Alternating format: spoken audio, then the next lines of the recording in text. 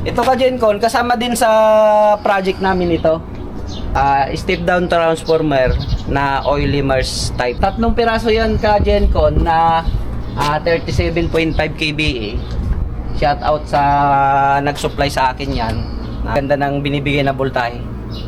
Ito nakalagay mga ka Gencon yung CTIT nung para doon sa meter natin.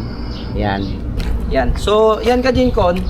Ito pala ang original pala niyan ka Gencon ay single phase.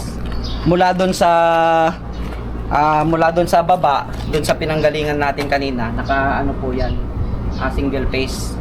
So, yung kliyente namin dahil ang requirements niya dito ay 3 phase. Kaya pinagawa na lang po naming 3 phase to at yung main line niya, yung high voltage tension niya ay pina-upgrade na rin po namin 'yan. Ayun. So, yan to ka Gencon nung project namin. Ayun, so thank you.